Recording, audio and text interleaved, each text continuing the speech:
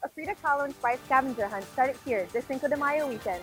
I'm Winona Rajamohan and I have more on that story coming right up. Want to know how to spend your weekend? I'll have your 3-day forecast coming up. Coming up, a special investigative report. Omar Perez will have the story. From the School of Journalism and Mass Communications at San Jose State University, your source for what's happening with a fresh perspective on today's issues. You're watching Update News. Welcome to Update News. I'm Jacqueline Contreras. And I'm Ben Stein. For the second month in a row, the number of people crossing into the U.S. from Mexico topped 100,000, and the U.S. Customs and Border Patrol released these figures this week, saying monthly arrests have reached their highest point since 2007. Update News journalist Omar Perez brings us a special report from Tijuana where he spoke with migrants. By foot or any means of transportation they could find, these migrants ended up here in Tijuana, Mexico. Sí, miren, todo aquí está lleno, miren, puras casitas. An estimated 7,000 migrants from Central America left everything they owned to evade violence and heartache. But when they arrived here, at the world's busiest border crossing, they found an all too familiar barrier. Aún así, pues nosotros ya nos hemos hacia nuestro país, pero acá, pues no los han querido, pues la verdad el racismo, pues no nos quieren ver acá, pero acá estamos entre la fuerza. Hernandez's journey began in the city of San Pedro Sula in Honduras in October of 2018, where he says people are suffering from violence and a corrupt government. There are many migrants who make the 2,700-mile journey to Tijuana say that the unstable environment was enough justification to risk their lives. Sueño americano, estar en la USA, estar en Estados Unidos, primeramente Dios va a dejar entrar. But among the thousands of people here at this migrant camp just on the outskirts of Tijuana, lie many who admit they're not running from violence necessarily. They're migrants like Cesar, born in Honduras, just wanting a better life. Puedo regresar a mi país cuando quiera. Ya otros sí, otros vienen huyendo y todo, pues. Pero no, yo vengo tranquilo y todo. Regreso a mi país cuando quiera. Yo lo que quiero es una vida mejor, pues. Quiero ser alguien en la vida. As anticipation grows, migrants are left to fend for themselves yet again, with only one clear solution. El proceso mío es saltarme esa barda y entrarle, pues, ya dentro y me agarra migración, entro, pido el asilo, pues no tiene derecho de pedir abogado y todo, pues, y así le voy a entrar. The situation here at the border is still very complicated, with thousands waiting for asylum papers to go through. Others are waiting for the perfect time to cross by any means necessary. Reporting from Tijuana, Mexico, Omar Perez. Immigration is an important issue at SJSU. In the newsroom now is Brenda Pantoja from the Undocumented Spartan Resource Center. Thank you for joining us, Brenda. Thank you for having me. Can you give us an overview of what rights undocumented students have on campus? Yes, so students have the same rights as any other student. Just because they're undocumented, it doesn't mean anything. They're paying the same tuition and student fees as every other student, so they have a right to really anything on campus. And Santa Clara County is considered a sanctuary county. Can you explain what that means for undocumented immigrants? Yes, so Santa Clara County protects undocumented people from deportation and prosecution despite federal immigration law. Essentially, the Santa Clara County won't collaborate with ICE. Recently, there has been debate over sanctuary counties and cities after San Jose resident Bambi Larson was killed. Prosecutors say the assailant was an undocumented immigrant. Do you believe there needs to be some form of change in policies? Yes, I do believe so. As long as there is collaboration with the people, they need to have a say in what they want. With other nonprofit organizations around immigrant rights, they also need to be involved in the discussion. So yes, I think there does need to be change with people in mind. Thank you. That was Brenda Pantoja from the Undocumented Spartan Resource Center. Our final stressing you out? Come to the Smith and Carlos lawn to de-stress with cool treats for the body and face. Members of the Associated Students held their last event for the semester, a stress-free get-together called Kick Finals in the Grass. They gave away free otter pops and face masks, along with relaxing activities, such as coloring and Jenga. All students were welcome to bring their own towels to bask in the sun or to grab an otter pop on the go. We do have a certain budget we have for our committee, and we had one more event to plan, so we're like, what do students want at this time? And since the weather is brightening up a little bit and getting warmer, we just wanted to do this for our students. So, yeah. With summer around the corner, the associated students hope that they made everyone's time before finals enjoyable. A Viva La Vida San Jose scavenger hunt this past Cinco de Mayo weekend highlights some of San Jose's creative attractions. Winona Rajamohan is live on campus with more. Winona? Jacqueline, after leaving the fashion industry, San Jose resident Amy Mears is still using her creativity to bring color into people's lives. The Viva La Vida San Jose hunt brought people together for a day of exploring downtown streets. When Amy Mears decided to be an event planner, she didn't expect scavenger hunts to bring in the crowd. She worked in the fashion industry for 16 years until becoming a mother in 2009. She then started Event Shop Designs, an independent business planning parties and scavenger hunts. If I'm not blogging, I'm either planning a hunt, I'm working on a new one for August, I'm thinking. So it usually takes about 2 months to plan, but it's nice I have my own time to schedule it. The idea for these scavenger hunts came from Mears' desire to introduce the community to San Jose stores, restaurants, and art pieces in a fun way. This is the 4th hunt Mears has organized, and the theme was Frida Kahlo, which was apparent in outfits for the day. Gift bags included little goodies designed by Mears herself, such as stickers, pins, and a map to help you get around. The map listed 12 different stops between the Sofa District and St. James Park. Group members bond as they walk together to each location. So what we wanted to do was bring culture and introduce people to San Jose and what San Jose has to offer. As far as the food, as far as the art. They went to Moment, a creative retail space by San Pedro Market, where they painted a Frida Kahlo panda drawn by local artist Fuang Mai Blasik. They had lunch together at Ola Cocina, a Mexican restaurant on San Pedro Street that was decked out in Cinco de Mayo spirit. The highlight of the day was making flower crowns with local store Fractal Flora. Art isn't always fancy, but it's always interesting because it tells a story, and we all have a story to tell. Some of us just don't paint. Planning scavenger hunts among other events is a business and a passion. Mears hopes her efforts will highlight the best of San Jose. And with many of the participants being introduced to places they've never heard or been to before, you might say her plans are working. Live on campus, Winona Rajamohan, Update News. And now we have Chioma Lewis with the weather. Chioma? Thanks, Ben. This week, San Jose saw some cool weather. Students had a chance to grab a treat and chill out. With the summer approaching and finals around the corner, San Jose State students grabbed some snow cones and took a break. Students personalized their snow cones with a variety of flavors and colors. This was a great start to the end of the semester countdown. Looking at the weekend forecast, your 3-day forecast consists of a cool day for Friday. It will be partly cloudy with a high of 72 and a low of 55. Saturday will also be partly cloudy with a high of 75 and a low of 54. Sunday will be sunny with a high of 76 and a low of 55. And that's all I have for weather. When we come back, William Delacruz will be here with a look at arts and entertainment. A unique exchange program hosts a cultural showcase. Runners of all ages come together to support a community center. Comic book fans flock together to celebrate a holiday. Update News will return after the break.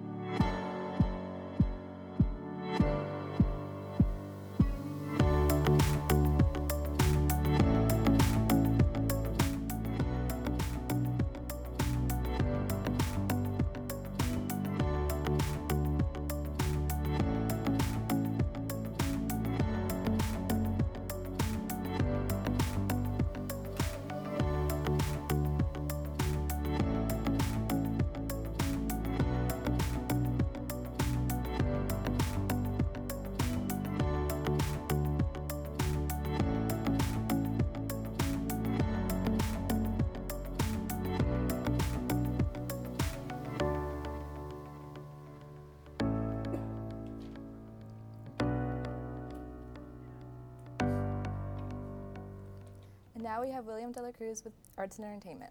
So, William, I hear Korean culture came to San Jose. Yeah, people came together to celebrate this beautiful culture. Tasting Korean food, dancing to K-pop brought people together last Saturday. This free event held in San Jose allowed guests to immerse themselves in Korean culture without having to get on a plane. Paul Hang has the story. As one steps in the church, they're no longer in San Jose, they're in a different place. The event started off by showcasing some of Korean culture and an opportunity to learn some of its language. The event was organized by the International Youth Fellowship, which is the group offered an opportunity for cultural exchange. One of the programs included developing leadership skills.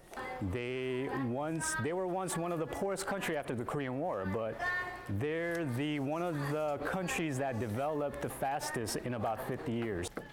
Attendees were allowed to play traditional Korean games, try out food and clothing. One of the games was takji. It seemed simple to play but required a lot of skill and practice. Two players gonna play, and then they do rock, scissors, paper, and then the winner will hit the opponent's takji first, and then if the takji flips, that person wins. Volunteers performed 3 dances directed by Joshua Kim.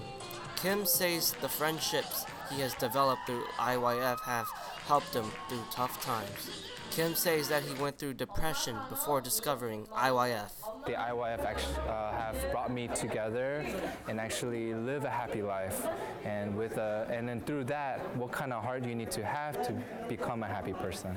Outside of Korea, the IYF have done camps in other countries, including Mexico, Italy, Brazil, and more. In San Jose, Paul Hang, Update News.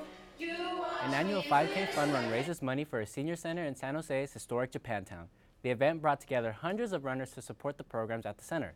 Domino Barra is live in the newsroom with more. Domino? UICAI is a senior center that was established in San Jose 45 years ago. The center hosts an annual fundraiser to help it promote healthy aging while embracing Japanese American tradition. You can run, walk, or stroller through the 40th annual Nihon Machi Fun Run. The word Nihon Machi stems from the Japanese words Nihon, meaning Japan, and Machi, which means town. All proceeds for this event go to the UICAI Senior Center to raise money for their meals, caregivers, and activities. The activities are all a part of UICAI's Healthy Aging Initiative program, which include enhanced fitness, acupuncture, and Zumba. The program identifies 6 areas to help seniors age well and thrive, some of which focus on preparing for the future, caring for others, and staying sharp and engaged. UICAI has been around since 1974 and holds approximately 3,000 seniors each year. The population of our senior population is almost 19%, which is the largest of any group. This is the senior population for Japanese Americans in San Jose. Runners for the race ranged from 1 to 92 years old, with an adult run at the beginning and a kid run shortly after. What we want people to get out of this event is we want it to be multi-generational. So we had a 92-year-old that participated today. The distance was a little over 3 miles, but participants were able to stop at the 1 or 2 mile cutoffs. For some, this was their first 5K, while others have been participating in this event for years. After, runners could grab snacks and drinks as they waited for the award ceremony. There were prizes for the top 3 finishers, both female and male, as well as overall in various age categories. The Nihon Machi Fun Run continues to bring the San Jose community together while also focusing on health and physical activity for all ages. Live in the newsroom, Domino Ibarra, Update News. There's an event that only comes once a year where you get free goodies, colorful outfits, and plenty of good cheer. And we're not talking about Christmas, but Free Comic Book Day. Chris Padilla was there on Saturday. Comic book fans lined up at comic book stores this weekend for Free Comic Book Day to pick up, you guessed it, their free comics. Stores like Elusive Comics not only handed out comics, but held a drag queen story time, a Captain Marvel magic show, and there were plenty of cosplayers. And it's like, oh, free comics. Let's check it out. So it's got a little bit of a open-air carnival feel to it, as well, of just like there's like free entertainment for the community. So who's not going to want to check that out? In addition to big names like Marvel and DC, local comic artists also showed their work. A local store owner used the event to promote Parents Helping Parents, a nonprofit that helps families with special needs. We want to be a part of people's lives. We want to be that place people come once a week and find about their latest, literary character that they love. Free Comic Book Day happens once a year on the first Saturday in May, which this year coincidentally followed the heels of Avengers Endgame, one of the largest grossing comic book movies of all time. Free Comic Book Day can be a way for some people to jumpstart their collections, or hop the bandwagon into this ever-growing hobby. This is Chris Padilla, Update News. And that does it for arts and entertainment. So Ben, going back to the first story, what's your favorite K-pop song? You know, it'd be really difficult for me to choose my favorite song, but I love the band BTS. Oh, sick. Yeah. When we come back, Gabriel Mungrave will be here with sports. San Jose State's men's golf team will compete in a regional championship. SJSU athletes take full advantage of the new recreation and aquatic center. SJSU's women's soccer is working to remain Mountain West champions. Update News will return after the break.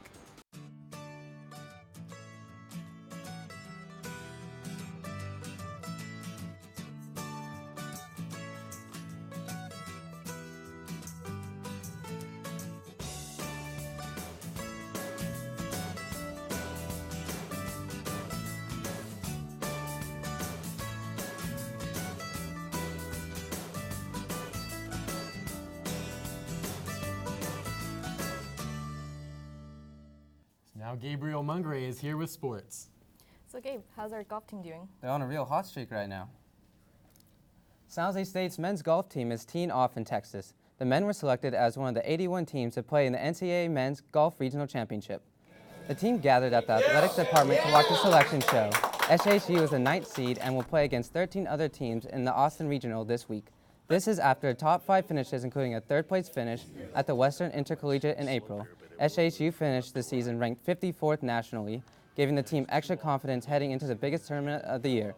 Earlier this week, senior team captain Kevin Velo and junior Sean Yu were named to the All-Mountain West team.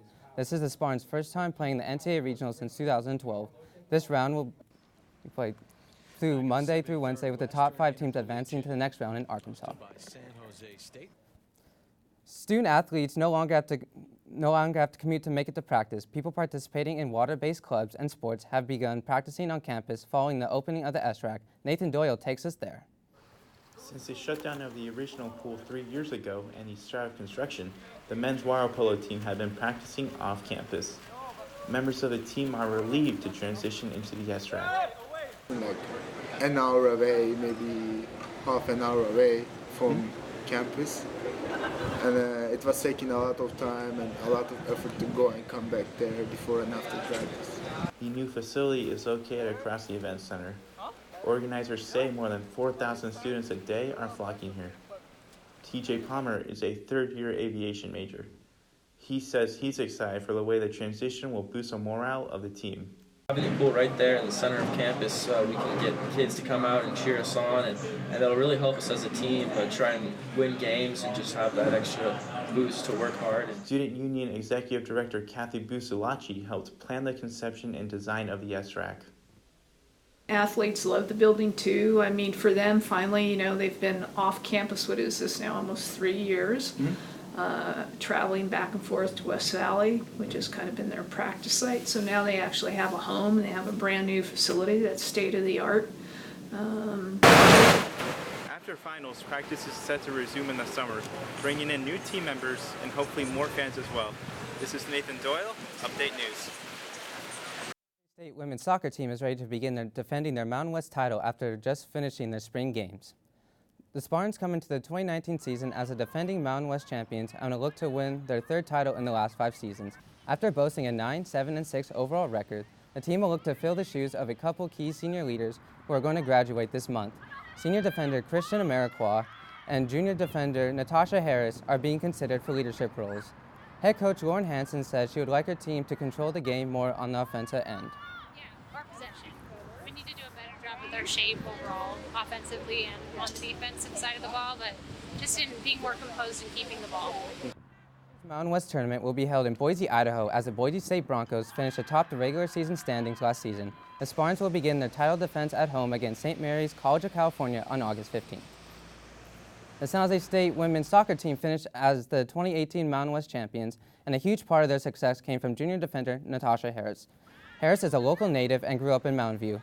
She started 38 out of 42 career games at defender for the Spartans. She finished her 2018 season with recording 1 assist and started on a defensive line that recorded a school record 11 shutouts on the season. Harris earned a spot on the Mountain West Championship All-Tournament team last season. Although she is one of the strongest starting defenders on the team, Harris says she still wants to perfect her craft. I'm working on communication. As a back player, I need people ahead of me to know where to be, and it starts with me. And so I'm really working on how I'm communicating to people and how I'm distributing the ball to them. According to her coach, Harris will be expected to take on a larger role on the offensive attack this upcoming season. Harris looks to continue her stellar SJSU career as the team begins the 2019 season in August. The Warriors are in the midst of a 2019 playoff run as they look to win their 3rd consecutive championship this season. Tied at 2 games apiece, Golden State took on the Houston Rockets in Game 5 of their 2nd round series. TJ Peterson was at Oracle Arena for the game. After dropping back-to-back games in Houston this week, the Warriors aim to take a 3-2 lead over the rival Rockets on Wednesday. One of the biggest question marks heading into the game was the status of Warriors forward Andre Iguodala, who suffered a minor knee injury in Game 3 on Monday. The Warriors medical staff cleared the 15-year veteran before the game, however, allowing Iguodala to make his 5th start in 5 games. I mean, he gets it. This is the time of year where there's no reason to rest. You get plenty of rest in the summer. With Iguodala back in the fold, the Warriors were able to jump out to an early 31-17 lead in the first quarter. Warriors guard Klay Thompson, who struggled for much of the series, opened the game with 12 points on 5 of 7 shooting. By halftime, Golden State found themselves up by 14, behind 20 points from forward Kevin Durant and 17 from Thompson. Probably should have gone in at half, up 20 or more. We missed a bunch of shots at the end of the second quarter, open threes, and then I made a mistake not getting Draymond out of the game on that last play. He picks up his 3rd foul.